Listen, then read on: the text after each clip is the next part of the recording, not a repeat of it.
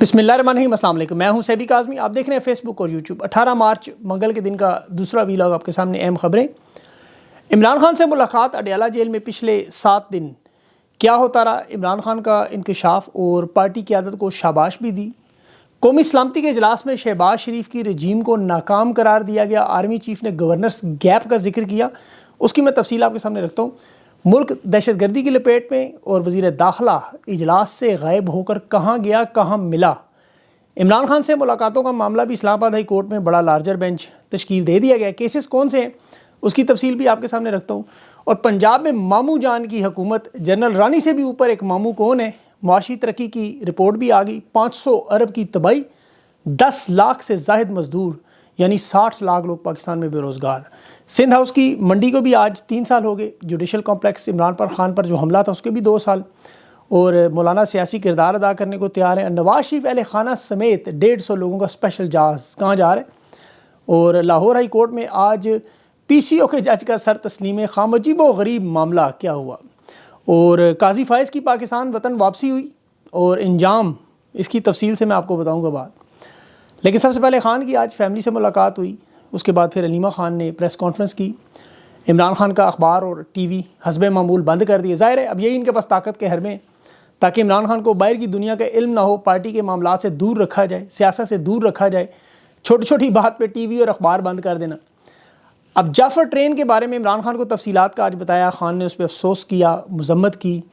और अफसोस ये है कि 5-7 दिन में जो तबाही बर्बादी होती रही उसका पाकिस्तान के सबसे बड़े रहनुमा को पता ही नहीं था। अंदाज़ा करें। खान ने अपनी क़यादत को शाबाश दी कि मेरी इजाज़त थी बिल्कुल कि वाकई इजलास में ना जाएं। बाइकआउट बिल्कुल दुरुस्त किया। कौमी सलामती के इजलास में शिरकत ना करने की तायद की कि फेडरेशन की सबसे बड़ी पार्टी और सबसे मकबूल रहनुमा जेल में हो और ये चाहते हैं इत्तफाक और इत्तेहाद हो। ये फ़ौजी हिकमत अमली से मामला कभी हल हो ही नहीं सकता। इमरान खान ने यही बात की कि आइन की बालादस्ती के लिए मैं खड़ा हूँ। फॉर्म 47 की हुकूमत को कभी तस्लीम नहीं करूँगा, हर किस्म का जुल्म बर्दाश्त करूँगा। लेकिन ये इनके साथ डील नहीं होगी। दूसरे मानो कौमी सलामती का जो इजलास है वो तो एक मजाक बना, इन कैमरा इजलास था। लेकिन शहबाज शरीफ, बिलावल, फजल रहमान, एमल वली, ये सब गुफ्तगू चलाई जा रही थी। इससे बेहतर तो था इजलास को ओपन इजलास करते, ताकि लोगों को ये आवाज़ सुनाई दी जाती, इनकी पता चलती है क्या कहा जा रहा है। और अभी तो इसमें आखिर में जो एलामी आया उसमें ही था प्रोपेगेंडा, सोशल मीडिया प्लेटफॉर्म, दहशतगर्दों को नहीं छोड़ेंगे और सारा मामला वो जो हम हमेशा सुनते हैं। लेकिन इसमें सबसे अहम बात, जो आर्मी चीफ ने गवर्नर्स गैप यानी शहबाज शरीफ की फॉर्म 47 की हुकूमत रजीम, इस पर कहा कि इनकी बैड गवर्नर से खला पैदा हो चुका है। ज़ाहिर है यही लोग हुकूमत में, बात उनकी बिल्कुल दुरुस्त है कि 17 नशिस्तों वाली जमात को जब आप मुल्क पर मुसल्लत करेंगे, जब अवाम के वोटों से आए हुए नुमाइंदों को धांधली से हरा के मकबूल तरीन लीडर को जेल में डाल के आप इन मसखरों से हुकूमत चलाने की कोशिश करेंगे, तो ज़ाहिर गवर्नर का गैप तो आएगा। क्योंकि नाहल और बदकिरदार लोग तो हुकूमत में हो तो फिर मसखरियाँ ही होती हैं और तो कुछ नहीं। खान की हुकूमत में 2018 से 2022 का रिकॉर्ड निकालें, दहशतगर्दी पाकिस्तान में बिल्कुल ख़त्म हो चुकी थी। पाकिस्तान दुनिया में सियाहत का सबसे पसंदीदा मुल्क था। फॉरेन इन्वेस्टमेंट आ रही थी। वर्ल्ड बैंक की रिपोर्ट्स देखें, एशियन डेवलपमेंट बैंक की रिपोर्ट देखें, मोडीज़ की रिपोर्ट देखें, अमन व अमान की हालत देखें। आज जो करप्शन में लुथड़े लोग होंगे, जिनके पास अवामी मैंडेट नहीं होगा, तो लोग एतमाद तो नहीं करेंगे। गवर्नेंस का गैप तो लाजमी सी बात है, फिर शहादतों से उसे पुर करना पड़ेगा। वो अंग्रेज़ी का मुहावरा ना, हॉर्सेस और कोर्सेस के जो रेस के घोड़े हैं वो रेस के घोड़े ही दौड़ते हैं, वहाँ गधे नहीं दौड़ सकते। तो ये गैर रियासती ताकतें फिर इस खला को पुर करती हैं। और यही पूरी दुनिया में सबसे बड़ा मसला है कि जब अदम इस्तेहकाम हो तो फिर रियासत की रिट कमज़ोर होती है। अब पहले रियासत जो है वो उसको कानूनी जवाज़ तो पैदा करे। फॉर्म 47 की तो नाजायज़ हुकूमत है। गैर कानूनी रियासत में आप मुल्की सलामती कैसे बढ़ सकती है। आर्मी चीफ कह रहे थे मुल्की सलामती सबसे बड़ा एजेंडा है। इतना बड़ा एजेंडा है तो फिर वज़ीर दाखिला जो थे अंदरूनी सलामती के 3 ओहदों पर काम कर रहे हैं, वो IC ग्राउंड में लोगों की अफ्तारियाँ करवा रहा है। क्रिकेट उसको हवाले की, क्रिकेट तबाह कर दी। इलेक्शन उसने निगरान कराए, वो तबाह कर दिए। एक वज़ीर दाखिला जो एक चैनल का मालिक है, जिसका तजर्बा किसी भी फील्ड में नहीं, और दूसरा वज़ीर दिफा है जिसकी सारी ज़िंदगी पाकिस्तान फ़ौज को जुगते लगाना, ताने देना, ठट्ठे लगाना, पगड़ियाँ उछालना, उसके अलावा कुछ नहीं थी। तो हुकूमत में सख्त मसखरे बैठाएंगे तो फिर पूरा मुल्क ऐसे ही सर्कस बनेगा। अब ताकतवर लोग जो हैं, साले आपको पता है हुकूमत चला, मामू जान हुकूमतें चला रहे हों, जाली सदर हों, जाली वज़ीर आज़म हों, 26वीं तरमीम के बाद हाई कोर्ट, सुप्रीम कोर्ट के जजेस की हालत आप देखें तो कोई ऐसा मामला है ही नहीं कि जिसमें लग रहा हो कि एक मुल्क चल रहा है। 62% का सबसे बड़ा सूबा पंजाब, सबसे ज़्यादा वसाइल रखने वाला, हुकूमत कौन चला रहा है? मामू जान। اور ایک آگے سامنے بھانجی ہیں، بھتیجی بھی ہیں ویسے وہ. جیسے ماضی میں جنرل باجوہ کا سالہ صابر مٹھو پورا پنجاب چلاتا تھا. عثمان بزدار کو ہٹانے کی بات اسی لیے کرتے تھے کہ وہ ناجائز بات عمران خان مانتا نہیں تھا. وہ زمینیں ٹرانسفر نہیں ہو سکتی تھی. وہ ٹرانسفر کیسز کے جو الزامات انہوں نے لگائے، آج تک ایک کیس بھی عثمان بزدار کے خلاف عدالت میں نہیں. مامو جان البتہ اس وقت بادشاہ ہیں. ابھی نواز شریف کی شادی کی تصاویر آ رہی ہیں، دیکھیں ایسے لگ رہا ہے نواز شریف اس کا منشی ہے. ویسے میاں صاحب کو تو ماضی کی آپ کو پتہ ہے، انہوں نے 90 کی دہائی میں انہوں رہتے ہمیشہ ماضی یاد آتا رہتا انہیں، اسی لیے انہیں شاید پرانے قلعہ، اس کے ساتھ ملکہ بازار، اس کی ریسٹوریشن، مطلب اس کو اصلی حالت میں لانا، پرانی حالت میں. اس کمیٹی کا چیئرمین اسی لیے لگایا، چلیں ان کی یادیں تازہ ہوتی رہیں گی پرانی. ابھی احمد نورانی نے آرمی چیف کے کزن کو کال کی، وہ بیچاری حیران تھیں اس بات پہ کہ وہ سوالوں پر نہیں، اس پہ کہ اس شخص کی اتنی جرت کیسے ہوئی کال اس نے کر دی. انہیں پتہ نہیں تھا یہ ملک سے باہر ہے، ورنہ پاکستان کے اندر تو خیر صحافی جرت نہیں کر سکتا. ابھی ایک اور جج صاحب دیکھیں، وہ ابر گل خان صاحب، بیرسٹر خدیجہ صدیقی کی ایک پٹیشن، عثمان محمود جو 112 دن سے اغوا ہے، وہ پٹیشن کا کیس جج صاحب کے بعد جج صاحب نے ہاتھ اٹھا لیا. ایک نیا عجیب و غریب کام. اس نے کہا یہ پٹیشن لیفٹیننٹ جنرل کے خلاف ہے، جو آئین کے مطابق ہم کسی فوجی اہلکار کے خلاف حکم نہیں دے سکتے، اور ان کا تو دفتر بھی پنڈی میں، پنڈی تک تو ہماری رسائی نہیں، ہماری عدالت کا دائرہ اختیار ہی نہیں. پٹیشن ریجیکٹ کر دی. ابھی 1000 سے زائد لوگ 26 نومبر کے معاملے میں تقریباً 112 دن سے زیادہ ہو گئے جیلوں میں ہیں. اکثریت کے پی اور بلوچستان سے ہیں. دہشت گردی کی عدالت میں جائے کیس، وہاں جج کیس ہی نہیں سن سکتے. اندازہ کریں احتجاج کرنے پر اس وقت دہشت گردی کے کیسز بنے ہوئے ہیں. دہشت گردی کی تعریف تو پھر ختم ہوگی کہ دہشت گرد کون ہے اور کون نہیں. اس وقت تحریک انصاف کے ہر رہنما پر 50 دہشت گردی کے مقدمات ہیں. اندازہ کریں عمران خان پر دہشت گردی کے مقدمات ہیں، بشرا بی بی پہ، علیمہ خان پہ. تو اصلی دہشت گرد کون ہے اور جو صحیح دہشت گرد وہ کون ہے، اب کسی کو کوئی پتہ نہیں. خان کے 20 کیسز کی درخواست اسلام آباد ہائی کورٹ میں لگی ہوئی ہے. اس پہ اب 3 رکنی لارجر بینچ بنایا گیا. 2 جج آپ کو پتہ ہے 26ویں ترمیم کے بعد یہ جو قائم مقام چیف جسٹس سردار ڈوگر صاحب ہے، اور ایک جج اعظم خان جو عمران خان کے مخالف ہے سخت، یہ 2 اس بینچ میں. تیسرے جج نے جج ارباب محمد طاہر صاحب، وہ جج ہے جو بھی سینیورٹی کے معاملے پر خط لکھا گیا، اس میں ان کی شرکت نہیں تھی. البتہ یہ ماضی میں خفیہ اداروں کی مداخلت خط میں شامل تھے. اب یہ تینوں جج ایک سیم پیج پہ، اور یہ خان کے 20 سے زیادہ کیسز ہیں جو لارجر بینچ میں سنے گے. اور مزے کی بات ہے کہ اس میں سپرنٹینڈنٹ اڈیالہ جیل کی جو درخواست تھی اس کے اندر بہت سارے اعتراضات تھے. وہ اعتراضات سمیت انہوں نے کہا سن لیتے ہیں پھر بھی. تو یہ درخواست اگر سنی جس طرح جا رہی ہے، کیسز کا فیصلہ بھی ایسے ہے، سب کو پتہ ہے.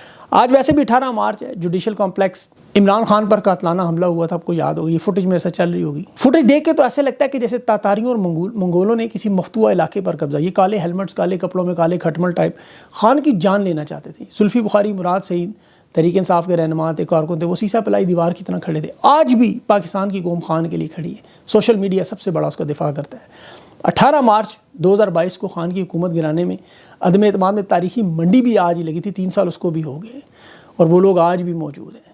خان کی دیکھیں جو غیر قانونی قید ہے، یہ اس وجہ سے منفرد ہے کہ خان کا دشمن بڑا گھٹیا اور کم ظرف ہے، بڑا گھٹیا. آپ تاریخ اٹھا کے دیکھیں، جتنے بھی رہنما جیلوں میں ڈالے گئے. شیخ مجیب 1971 میں آپ کو پتہ ہے 26 مارچ کی رات، اسی مہینے کی ڈھاکہ میں اس کے گھر پر جب حملہ ہوا تھا، پھر قومی اسمبلی میں اسے رکھا گیا، پھر پنڈی منتقل، پھر میاں والی. اس کے لیے ایک جیل بنائی تھی انہوں نے ایل شیپ کی، اس طرح حرف ایل جو انگریزی کا. جنرل یحییٰ خان زبردستی وہاں اس قید میں رکھ رہا تھا، اور پاکستان کی تاریخ میں سب سے متنازع اور بد کردار جرنیل تھا، جس کی وجہ سے 2 ٹکڑوں میں پاکستان بٹا. قیام پاکستان کے وقت یہ اسٹاف کالج کا واحد مسلمان انسٹرکٹر ہوا کرتا تھا، اور ایوب خان کا بڑا قریبی تھا. ماشاء اللہ لگانے میں اس نے ایوب خان کی بڑی مدد کی تھی. اس وقت اسلام آباد کو دارالحکومت بھی اسی کی فرمائش پہ بنا تھا، CDA وغیرہ. اور پھر LFO تھا جس وقت لیگل فریم آرڈر، وہ اس نے ہٹا کے 1 یونٹ جو تھا مغربی پاکستان کے 4 صوبے الگ کیے تھے، اور مشرقی پاکستان کی علیحدگی کی بنیاد تھی دوسری. تیسرا صدر تھا، اور مزے کی بات ہے اس نے صدر کا حلف اٹھانے کی زحمت بھی نہیں کی. یہ بڑا بد کردار شخص تھا. اس کی بدنامی آپ کو پتہ ہے، اس کے قصے جنرل رانی کے توسط سے، اور جو جنگ کے دوران یہ گانے سنتا تھا فون پہ، شراب کے نشے میں غرق رہتا تھا، نجومیوں پر بھروسہ کرتا تھا بڑا. اور اس وقت کے آپ کو پتہ ہے کہ نجومی کے ساتھ وہ واقعہ میں آگے چل کے آپ کو بتاؤں گا کہ یہ نجومیوں پہ کتنا اس کو یقین تھا کہ اس کی حکومت رہے گی ہمیشہ. جو ابھی بھی کچھ نجومی بتا رہے ہیں موجودہ، آپ کو پتہ ہے روزانہ جیو میں بیٹھ کے وہ خاتون لگی رہتی ہیں. لیکن یہ اتنا بد کردار شخص تھا. اس کے اندر ایک خوبی بہت بڑی تھی. اس نے شیخ فضیلت نساء، شیخ مجیب الرحمان کی اہلیہ، اسے جیل میں نہیں ڈالا. 4 مہینے تھی شیخ مجیب کی، چاروں کی چاروں محفوظ تھی، انہیں جیل میں نہیں ڈالا. 2 بیٹیاں تھیں شیخ مجیب کی، شیخ حسینہ اور شیخ ریانہ، دونوں کو جیل میں نہیں ڈالا. اس کے بعد جنرل ضیاء الحق جب آیا مارشل آرٹ ایڈمنسٹریٹر، وہ بھی عامر تھا، وضو کر کے 3 مہینے انتخابات کے بہانے 11 سال ملک پہ قبضہ کر کے بیٹھا رہا. اس نے بھی ذوالفقار علی بھٹو کو جیل میں ڈالا، پھانسی بھی دی. بھٹو کی 2 بہنیں تھیں، ممتاز بیگم اور ریاست بیگم، ان دونوں کو جیل میں نہیں ڈالا گیا۔ بھٹو کی بیوی جو تھی نصرت بھٹو، انہوں نے تحریک بھی چلائی اور ضیاء الحق نے انہیں بھی جیل میں نہیں ڈالا۔ اس کے بعد مشرف آیا تاریخ میں، یہ بھی ایک مارشل لاء، آپ کو پتہ ہے بہت بڑا عامل تھا۔ نواز شریف کی حکومت برطرف ہوئی، نواز شریف کو جیل میں ڈالا 14 مہینے کے لیے، بعد میں ڈیل ہوگی، میاں صاحب بھاگے ملک سے۔